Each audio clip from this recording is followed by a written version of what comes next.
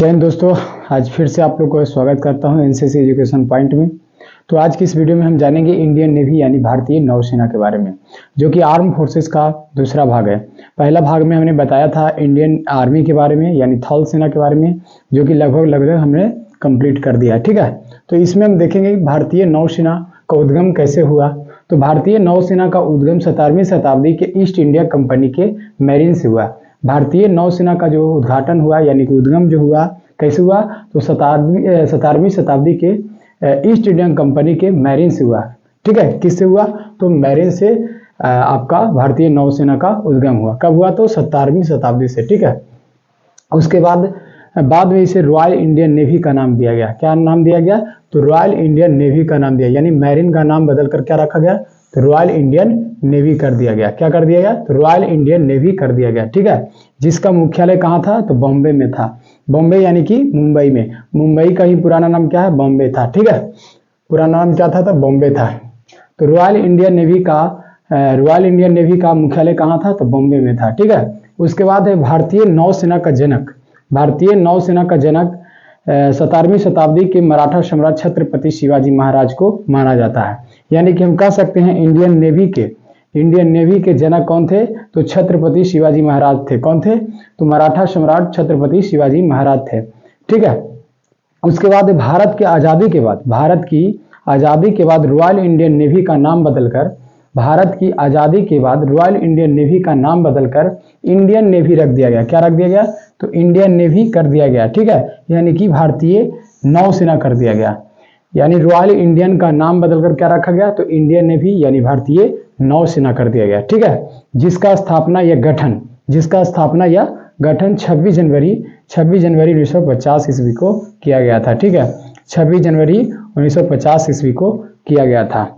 उसके बाद भारतीय नौसेना दिवस प्रत्येक वर्ष 4 दिसंबर को मनाया जाता है। कब मनाया जाता है, तो 4 दिसंबर को। क्या मनाया जाता है, तो भारतीय नौसेना दिवस कब मनाया जाता है, प्रत्येक वर्ष 4 दिसंबर को मनाया जाता है। ठीक है, अब क्यों मनाया जाता है, स्थापना आपका 26 जनवरी 1950 ईस्वी को हुआ है, लेकिन भारतीय नौसेना दिवस कब मनाया जाता है, तो 4 दिसंबर को मनाया जाता है। क्यों मनाया जाता है, तो ये देखते हैं।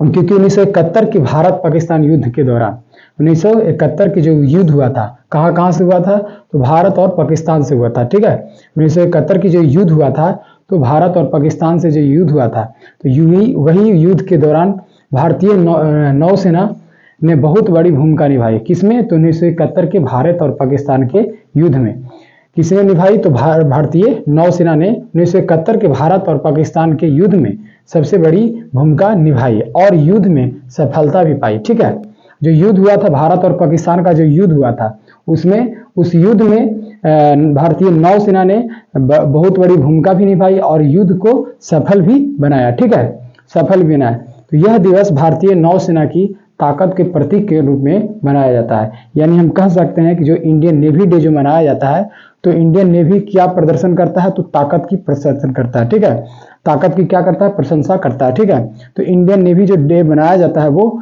ताकत के प्रतीक के रूप में इंडियन नेवी डे मनाया जाता है।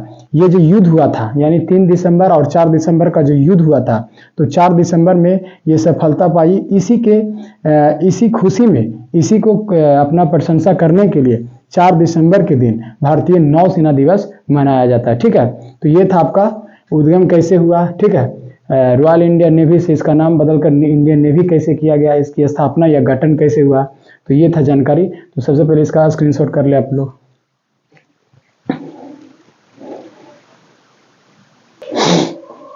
चलिए, अब यहाँ पे लिखा हुआ है भारतीय नौसेना आर्म फोर्सेस का समुद्री अंग है।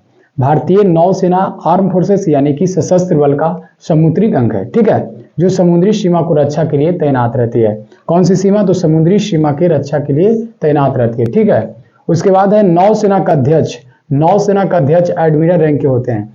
उनकी रैंक की बात करें तो कौन सा रैंक होता है, नौसेना के जो प्रमुख होते हैं, तो वो होते हैं एडमिरल रैंक के होते हैं। ठीक है, एडमिरल रैंक के अधिकारी होते हैं, जिन्हें chief of the naval staff कहा जाता है। क्या कहा जाता है, तो chief of the naval staff कहा जाता है, जिसे शॉर्ट में CNS बोला जाता है। क्या बोला जाता है, CNS, यानी कि chief of the naval staff कहा जाता है। ठीक है, नौसेना के प्रमुख कौन सा रैंक के होते हैं, तो एडमिरल रैंक के होते हैं, जिन्हें क्या कहा जाता है, तो chief of the naval staff कहा जाता है।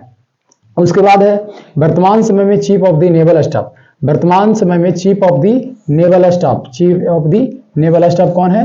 तो एडमिरल आर हरि कुमार। ठीक है, admiral R Hari Kumar. Admiral जो हो गया इनका रैंक हो गया। ठीक है, एडमिरल जो हो गया क्या हो गया? इनका रैंक हो गया। वर्तमान समय में chief of the naval staff कौन है?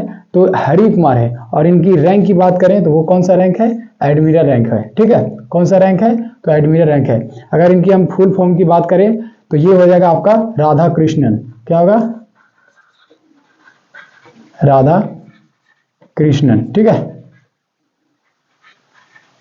राधा कृष्णन। आर का फुल फॉर्म क्या हो गया? राधा कृष्णन हरि कुमार। ठीक है, यानी कि वर्तमान समय में chief of the naval staff admiral Radha Krishnan Hari Kumar है। ठीक है, उसके बाद इसका मुख्यालय न्यू दिल्ली में स्थित है। यानी इसका मुख्यालय कहने का मतलब नेवी का जो मुख्यालय कहाँ स्थित है? तो नई दिल्ली में स्थित है, यानी कि न्यू दिल्ली में स्थित है। उसके बाद भारतीय नौसेना 3 कमांड में है। भारतीय जो नौसेना है यानी कि नेवी जो है, इंडियन नेवी जो है 3 कमांड में बांटा गया। कितने कमांड में बांटा गया है? तो 3 कमांड में बांटा गया है। पहला ईस्टर्न नेवल कमांड, कौन सा है? तो ईस्टर्न नेवल कमांड। फिर उसके बाद है western naval command, southern naval command. ठीक है, eastern naval command, western naval command, southern naval command. एक बार इसका हिंदी भी देखते हैं। ईस्टर्न कहने का मतलब पूर्वी नेवल कमांड, पूर्वी नेवल कमांड। वेस्टर्न करने का मतलब पश्चिमी नेवल कमांड, साउदर्न करने का मतलब दक्षिणी नेवल कमांड। यानी कि ईस्टर्न नेवल कमांड कहाँ स्थित है? तो ये है विशाखापट्टनम। कहाँ है? तो विशाखापट्टनम में। ईस्टर्न नेवल कमांड कहाँ है? तो विशाखापट्टनम, यानी कि आंध्र प्रदेश। कौन सा स्टेट में पड़ता है? तो आंध्र प्रदेश।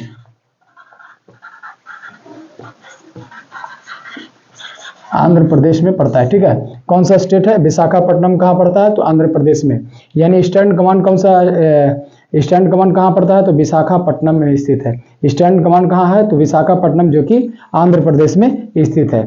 उसके बाद है आपका वेस्टर्न कमांड, यानी कि पश्चिमी कमांड। वेस्टर्न कमांड यानी कि पश्चिमी कमांड कहाँ है? तो मुंबई, जो कि महाराष्ट्र में है। कहाँ है? तो महाराष्ट्र में। महाराष्ट्र स्टेट में पड़ता है। मुंबई कौन सा स्टेट में पड़ता है? तो महाराष्ट्र। महाराष्ट्र का राजधानी ही मुंबई है। ठीक है, यानी वेस्टर्न नेवल कमांड कहाँ है? तो मुंबई, जो कि महाराष्ट्र स्टेट में पड़ता है। उसके बाद है सौदर्न नेवल कमांड, यानी कि दक्षिणी नेवल कमांड। सौदर्न कहने का मतलब दक्षिणी नेवल कमांड कहाँ है? तो कोची में है। कहाँ है? तो कोची कहाँ स्थित है? तो केरल में है।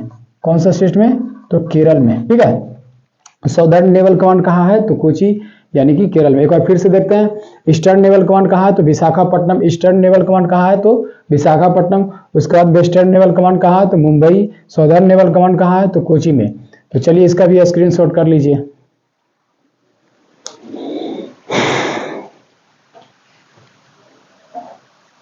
देखते हैं commission officer ranks in Indian navy, यानी इंडियन नेवी में जो कमीशन लेवल की रैंक जो होती है उसके बारे में हम देखते हैं। तो कमीशन ऑफिसर में जो रैंक होती है इंडियन नेवी में, तो सबसे हाईएस्ट रैंक आपका एडमिरल की होती है। किसका होती है? तो एडमिरल की रैंक होती है। उसके नीचे आता है आपका vice admiral, rear admiral, commodore, captain, commander, lieutenant और सब लेफ्टिनेंट होता है। ठीक है, इस प्रकार का नेवी में रैंक होती है। कौन सा लेवल का? तो कमीशन ऑफिसर लेवल का रैंक होता है। कौन कौन से? तो admiral, vice admiral, real admiral, commodore, captain, commander, lieutenant और सब लेफ्टिनेंट।